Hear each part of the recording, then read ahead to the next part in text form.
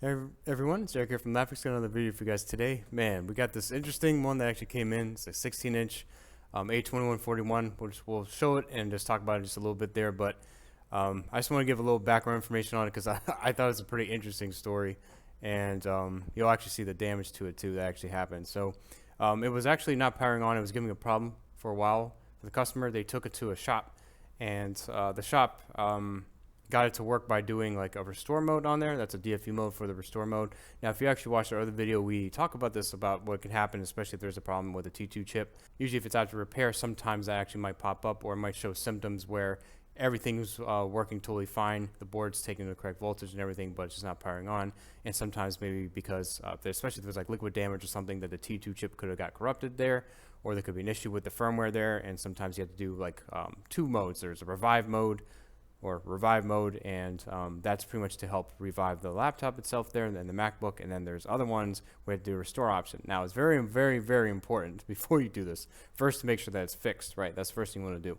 And then you want to make sure, when you get to this point, you need to make sure that you do the right thing on this point, because there's multiple modes. You can actually watch the video. I'll even link it at the probably end, and I'll probably link it in the description if you're interested in checking it out. At least we go through the steps on doing that. Is for a revive and a restore, two totally different things, right? So revive, what that's going to do is pretty much going to see if it can do a revive for the MacBook and see if it can get it work without totally wiping and reloading stuff. When you do a restore is going to wipe all the data and then also do a restore for the firmware, which initiates everything again, and sometimes you can lose, and most of the time you actually lose your data doing this process. Now, the place actually did that, and they restored the MacBook there, and now the customer's data is gone, right? And so now we're getting into the video because the customer was very upset about that, and you know, that when you do those type of options, it's very, very little chance. It's very, very difficult to actually get data anyway. So the customer actually tried to open the MacBook and had some fun. So customer did, it looks like they opened it up a little bit there. There's some cables a little bit loose and stuff there. The heatsink is actually kind of lifted here. You can see it's a little bit broken. It's probably not the best angle. Maybe I should show it this way. Yeah, see, it's a little bit broken. Doesn't look too hot there. But the heatsink is a bit shredded up here, which means there's most likely that's a physical problem. There's a struggle putting this in or not. There, you guys can see it now there too, because that's supposed to be nice and neat. And so the same on both sides. So putting this in, man, looks like a real struggle.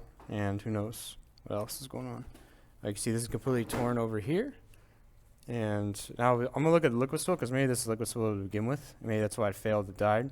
We could just see there was some little chunk there. Maybe that was there to begin with. I don't know. Maybe someone was eating brownies or something before.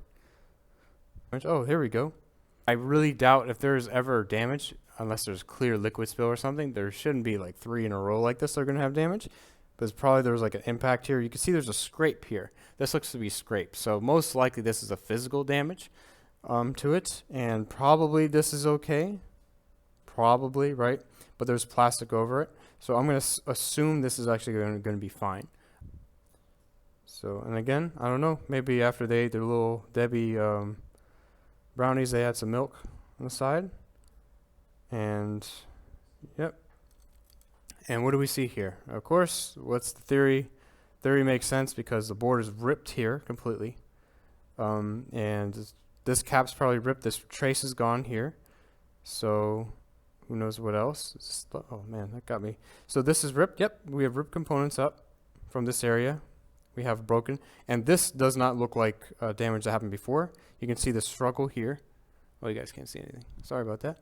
So we go over here and we see that there's clear damage to the board itself.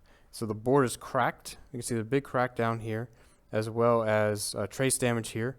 And there's some busted components around here. So I wonder why it's not really working after all that. And this looks like that there is ripped components, because these look ripped, and this is because of a struggle of putting back a board.